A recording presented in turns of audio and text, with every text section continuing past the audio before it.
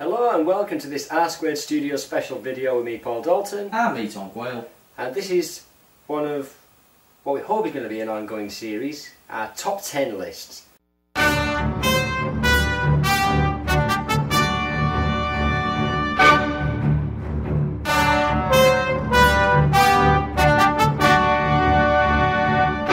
We know already, top 10s are everywhere on YouTube, but they're fun, people like lists, and I don't think this is a list that's been done before to kick things off. Yeah, because I turned around and said, what about UK and Irish born comedians? Yeah, exclusively UK and Irish born comedians, and the reason we say born is because it gets rid of a couple of grey areas, shall we say. So, for example, Eddie Izzard, who we both wanted to include in our list, wasn't born in the UK or Ireland. He's raised British, but he was born in Yemen, so not on this list.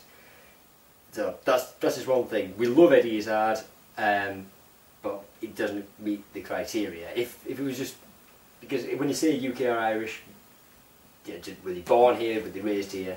Had to be born here. That's the stipulation. Yeah. The rules are they have to have been born in the UK or Ireland. They have to have toured at least the UK, and they have to be a solo act. Yeah.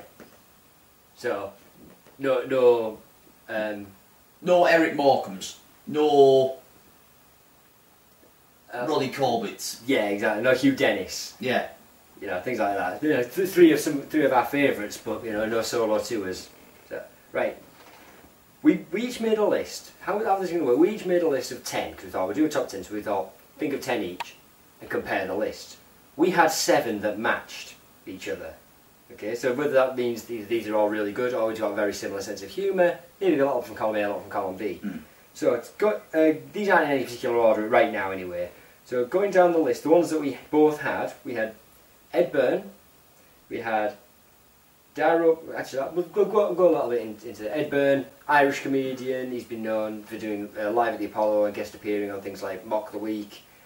Darrow O'Brien, of course, the host of Mock the Week and Live at the Apollo as well, and these have all done their own solo tours as well. Billy Connolly needs no introduction. Yeah, he's Billy Connolly. Just he's Billy Connolly, yeah. Almost in the same boat, Lee Evans doesn't really need much of an introduction. Dave Gorman we both had, who's slightly lesser known, but he's not a traditional stand-up. He does stuff on stage that you wouldn't expect a comedian to do, like a PowerPoint presentation, which is weird, but the way it factors into his act so much, and everything goes, because every comedian has a routine, but the way he goes and the timing on it is so perfect that he knows exactly what slide's coming up and when to hit the button for it to have the maximum impact. Yeah. And I think the reason I put it is I'm very similar to Dave Gorman. He'll get animated and irritated about little tiny things, and it's hilarious. Yeah, exactly. He just loses his shit. Why do you need 23 potato peelers? Yeah. Watch Modern Life is Good. New series starting next Tuesday. Yeah, on Dave Gorman's Modern Life is Good-ish. Fantastic. Rounding off the list, Bill Bailey. Don't need to say much about Bill Bailey. Musical comedian. And Ross Noble. Geordie comedian. And a bit of the surreal humour. And again, more out the box thinking. Actually did a full TV show where it was dictated what people told him to do on Twitter. Yeah. So the entire content of the show was determined by people tweeting at him. You know, I'm at a boring staff meeting. Come live in the mood and tweeting the postcode. Well, right, I think I'll go do that. And then got his motorbike and away at this staff meeting, and then took over the staff meeting. He took a plant to Eddie Izzard. Yeah. And stuff like that. You know, went and bought a ceramic dog and then got it painted. Yeah. They bought a ceramic pet show. You know, in a car park at McDonald's or something. It was so that's the 7 that we share. So they're definitely in. They're definitely in our top 10. We haven't ordered them yet. However, the 3, and the reason we're doing it this way, we can argue the toss either way about the other 3 that we had on the list. So I'm going to say, would you like to go first with one of yours who you'd like to nominate as in top 10? Dylan Moran. Okay. Bit of backstory on Dylan Moran. Started done quite a few tours. In fact, I think he's done quite a lot in the UK, some in Australia. Wrote and starred in Black Books alongside Bill Bailey, which was a brilliant British-based sitcom based on a bookshop. Which is what a lot of people know him from. People know him for that. If you haven't seen his stand-up, watch his stand-up. He was also in Shaun of the Dead. Yeah. He was the Sean's girlfriend's mate, who also liked that's him. Though Sean ends up killing him. Spoiler alert. Yeah. And no, he gets dragged out by zombies from the Winchester. If you've seen Black Books, the character Bernard is how he is on stage. Yeah, he's just drunk and doesn't give a fuck. He just doesn't care. He's just what? Yeah. And I mentioned most people who I've heard of him know him from Black Books. Yeah. And I think that just could be. I mean, yeah, his stand-up is very funny, but most of what he's known for is Black Books, and TV shows as opposed to stand-up. I know you said Bill Bailey was in Black Books as well, but he's more known for being a stand-up comedian with a couple of bit parts. Is it when Bill Bailey's in something, you go, oh, that's Bill Bailey. Yeah. When in Hot Fuzz, and even Black Books. You know, I was like, oh, Bill Bailey, I didn't expect to see him. I think I'm one of the rare people who saw his stand-up before I saw Black Books. Because I got the Black Books link while watching Dylan Moran's stand-up on YouTube, and that's how I discovered Black Books. Right. Fair enough. So there's a contender with Dylan Moran. These again aren't in particular order. One of mine is Frankie Boyle. Of course, very crude Scottish comedian, basically Billy Connolly for the 21st century. If Billy Connolly had the guts to say cunt, that's the kind of guy we're looking at. Like I say, Scottish born. He's probably more known for being a regular on Mock the Week. Yeah. Which is of course a comedy show, and he's got Live at the Apollo and his own solo tours. Yeah. Or as it's also known, his part in Mock the Week, Scenes That Won't Be Broadcast. Yeah, basically. Yeah. I hope you had fun in the studio because that's never fucking getting in. Yeah. They're very, very blue. Wasn't afraid of backing down. Had basically an ongoing feud with Kerry Katona by his own volition, because he just every week would be some reason to rip into her. Yeah. Which you can't blame him. No. And I've seen her recently. Why is she still famous? Why is she still relevant? Yeah. I don't know. But you're asking that when they put someone who was on a show about someone on benefits into the Big Brother house now, calling them a celebrity. Yeah. Oh Christ. But we're getting off topic. Yeah. Yeah, but that's the kind of thing that Frankie Boyle would rant about. Like Jordan, and Frankie Boyle is notorious for getting in the papers for bad-mouthing celebrities. He made a joke about Harvey, Katie Price's kid, and Katie Price, did she sue him? Did John sue him or threaten to sue him? There was some threat of legal action, and eventually she backed down because the defence of basically it's a fucking joke. Yeah. It's humour, and it's parody. I don't know if it's parody or satire or whatever, but it was fair game. You're a public figure. Yeah. It's no different to saying something about Tony Blair, George Bush, or anyone like that. The president. You're a public figure, and you're a public figure. There are two of them, but you're a public figure by taking your clothes off in the newspaper. You have no defence if someone was to make jokes at your expense. Yeah. But that's it. Well, on the flip side, the reason I like Frankie Boyle, the reason I didn't include Frankie Boyle, is it is the celebrity ribbing humour. It is one type most of the time. There is a lot of that to it. I'll admit there is that. I mean, he does do the everyday stuff like most comedians do, but there is a lot of, maybe not celebrity, but definitely pop culture. Yeah. Where he won't talk about celebrity, he'll talk about a certain phenomenon like Big Brother. Yeah. Or like music, like hip hop music or something. I don't think he'd actually say anything about hip hop. He's just saying an example. So that's my first nomination to fill the 8, 9, and 10. Yeah. My second one is Jack D. Very dry. Started out he was the original presenter of Live at the Apollo. Yeah, it was Jack D live at the Apollo, and he'd been on a couple of guests. Yeah, so done his own stand-up, done a couple of TV shows. Yeah, Lead Balloon. Yeah. Just very dry, very deadpan. Yeah, that whole deadpan thing came about by accident. Because originally, when he first started getting into comedy, do you know this story? You probably do. When he was first getting into comedy, he was just, you know, the on stage, like your standard comic, you know, he wouldn't mind smiling and having a laugh with the audience. But one day, he was just pissed off. His career wasn't going anywhere. He was just pissed off to all fuck. And he's basically, if I don't get anywhere by, it was like something like September, if I don't get anywhere by the end of this year, I'm saying fuck this comedy like. It was sort of something to that line. He was on the verge of giving it up. He just couldn't be asked anymore. This place is a toilet where I'm booked to perform. There's not many people there. Fuck it. And he just went completely miserable on stage. The same material he'd already been using, but because he was miserable doing it, it got more of a laugh. And he tried it again somewhere else, and he getting laughs. The miserable persona was getting over, so he kept it.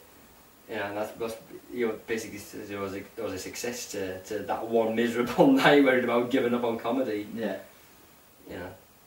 But yeah, so that's where it's not so much deadpan. Deadpan's like Bill Murray. This is miserable comic. This is like almost like Steve Wright, you know, the American comic, but he's very dry and not so much. He's more drained of emotion as opposed to angry at everything. Angry and miserable, yeah. But so yeah, that's anything you want to add. I kind of just zoomed in there and took that one. It's the fact that the guy could talk about getting a new pet and being happy about it, but you'll be pissing yourself because he'll be stood there as if he's about to strangle the fuck. Yeah.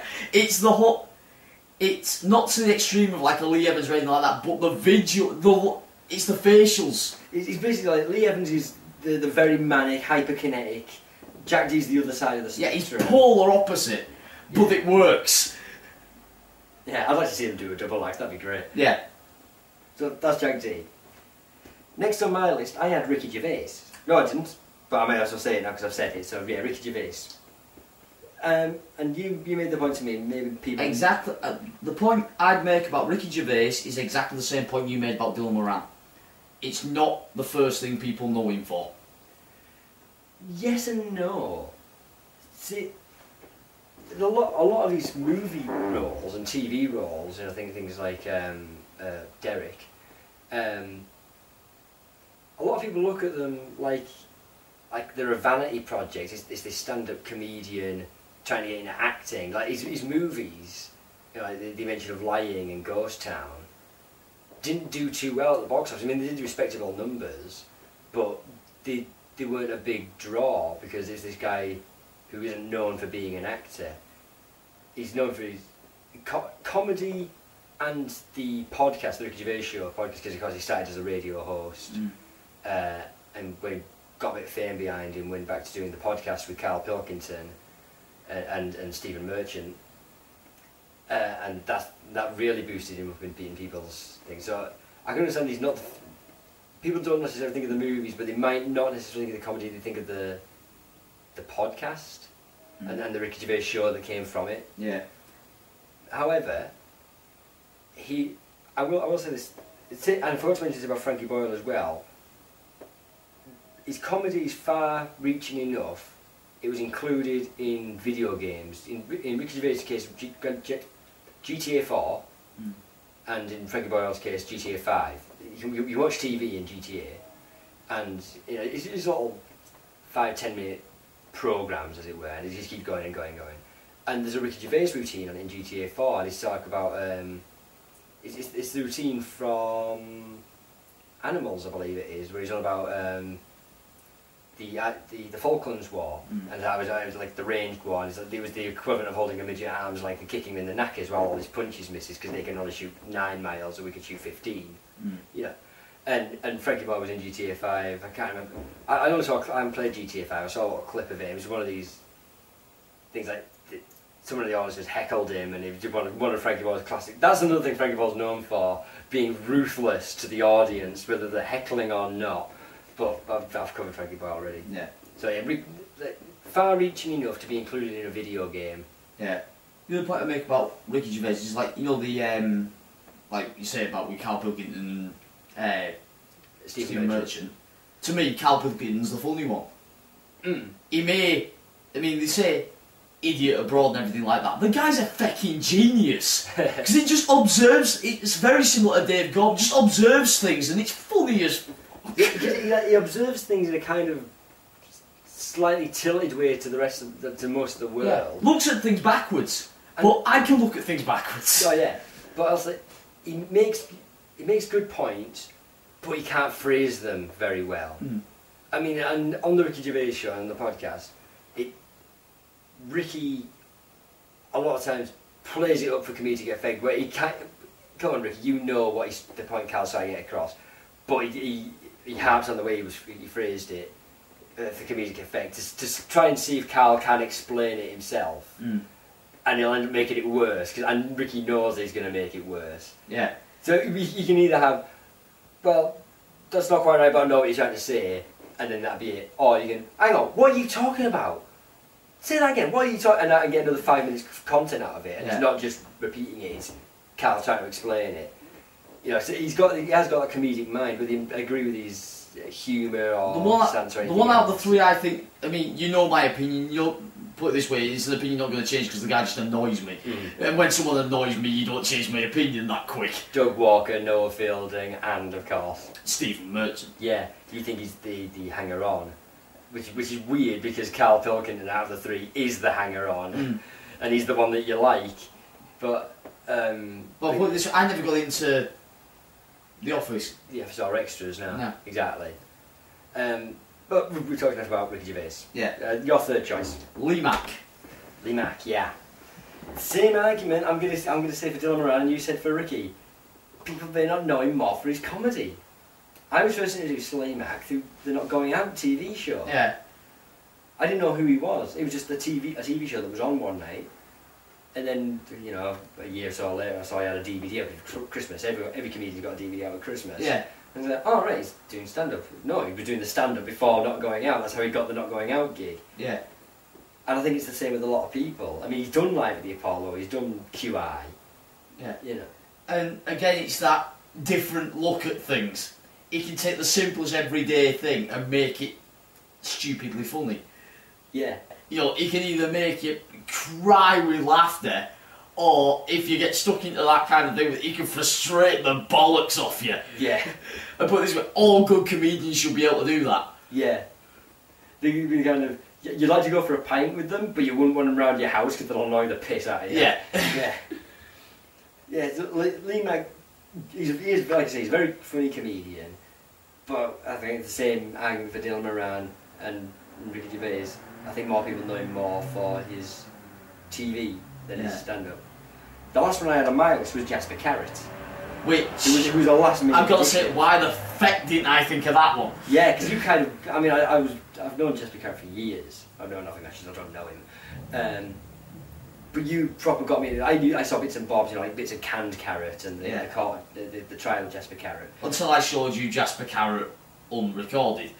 Yeah, you knew more of his material. Like, I'd seen it, laughed at it, forgot about it, and you remembered it and talked to me about it, and just appreciating comedy. I'm older now than I was then, and appreciating it from a different level, and going back and re-watching the same things I watched, 20 years ago.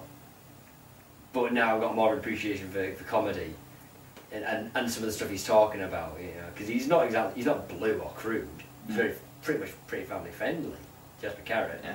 But I had no frame of reference for what he was talking about on a lot of things because I'm 8 years old, 10 years old. Yeah. So. And then of course it was his career went so long. He doesn't do stand up now. I don't think he does anyway. Last I saw him, he was doing that Golden Balls TV game show on ITV. But it was like a 30-year comedy career, 25 years definitely. Yeah. The bit I liked Jasper Carrott's routines though was the really quick bits like Biffer.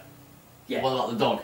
and he'll ramble and ramble and ramble and ramble and ramble, and it just seemingly without taking a breath for ages. Yeah. And then end it with one very, very simple line. The punchline's always very like you know what I'm saying about the aristocrats on the Narcast. Yeah. He can do that sort of thing. Massive build to a very simple punchline, and you can't help but roll around laughing. Yeah. It's aristocratic. You're right. In some of the ways he sells. For example, now I'm looking for a 12 ball with a muffler. Yeah. That's the punchline of the joke. Everybody remembers blow it bloody head off and jumping around the stage going ba boom, ba boom, ba boom. Or spinning like a fucking lighthouse. Yeah. No one remembers the punchline. They always remember the build. Yeah. He's one of those who can make a 30-second joke last half an hour. That's the art of Jasper Carrott. Yeah. Oh, it was just the punchline. Big rant, and I think he's mental. Yeah. Yeah. The art of the rant humour. Yeah. And then, of course, there's the other one. He's slipping in a subtle one for a quick... You can do that, but you can also slip in a subtle one for a quick laugh. Like, everything died on the A42. Dogs, cats, goldfish. Yeah. Throw one that's completely doesn't work. Where he came out of nowhere. He just comes out of nowhere and you just go. What? What? So no, I do that sometimes to you. Yeah, exactly. What was the other one? When out with the mother-in-law. And I'm not going to do the typical mother-in-law jokes. I love my mother-in-law. Just bought her a house in Iran. Yeah. Yeah. Just shit like that. Yeah. I think we can both agree here. Jasper Carrott's going in. I think, based on what has been said, I think take Frankie Boyle out of the running. So how many spaces have we got to fill? 2. We've got 2 spaces left to fill. We've got 4 to choose from. I think it's going to be Ricky Gervais and Lee Mack. Yeah. There we go, sorted. So honourable mentions to Jack D and Dylan Moran. Yeah. And Frankie, obviously, because he made my original list. Yeah. Honourable, I want to say as well, David Baddiel. He was on there before I thought of Jasper Carrott, and then got ousted. Because I always prefer David Baddiel to Frank Skinner. Yeah. I mean, yeah, they are more well known for a double act as far as comedy goes, and Frank Skinner now just like the talk showy type thing. Other ones I reckon honourable mentions, ones that popped in my head but didn't make the list. Russell Howard. Yeah, I went through the entire Mock the Week roster. Yeah. And as I say, Russell Howard, Andy Parsons. Yeah. Adam Hill's crossed my mind. I thought, no, hang on, he's Australian. Yeah. And the other two that crossed my mind, one that not my cup of tea but has a big following, Kevin Bridges. Yeah. Yeah, I like him. Oh, I just thought of someone bollocks. And of course from Liverpool. Oh, John Bishop. John Bishop. I just thought of someone else. Go on. Rod Gilbert. And Rod Gilbert. Fucking Welsh. Yeah. Oh, can I swap him for somebody? Oh, I can't. We've agreed on the top 10 now. The only way you can do it is swap someone out the top 10. Yeah, but the other ones are ones we all agreed on. We have to debate. I'm agreeing with your Rod Gilbert though. Alright. I think swap him for Ross Noble. Noble? Yeah, I'd agree with that actually.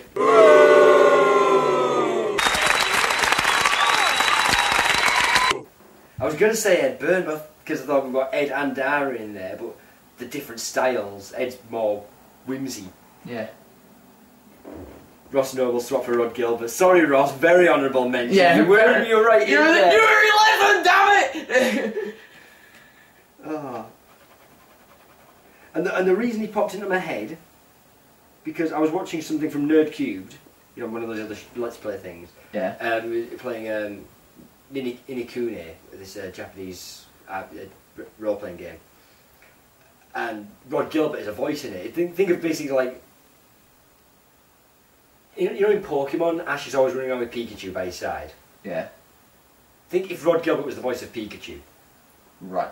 So he only says one word. No, it's proper Rod Gilbert. Well, you are supposed to be the saviour of all mankind, so you are. Now come on, boyo, we've got to go to get this magic book. And when they put the subtitles at the bottom, Not for translation, just to read. People Right. are reading JRPGs. So, but they spell it Welsh. So instead of your, like Y-O-U-R, it'd be Ewer. yeah. Y-O-U-E-R. So get your bloody shoes on. You know, Yes. that kind of thing. So yeah, Rod Gill. What I'd say is, rather than doing the typical top 10 thing of putting them all in order, what we do is we do no particular order and then pick a top 3. Alright, so... Because I reckon that'd be easier to agree on, otherwise we'll be here for about 4.5 days. Yeah. So, the top 10 are... And we need to figure out who the top 3 are, otherwise we could... No, we'll just read out the full top 10, then we'll pick the top 3 from them. Okay. So, top 10 are Ricky Gervais, Lee Mack, Jasper Carrott, Lee Evans, Bill Bailey, Rod Gilbert, Dave Gorman, Billy Connolly, Darrell O'Brien, and Ned Byrne. Yeah. Okay.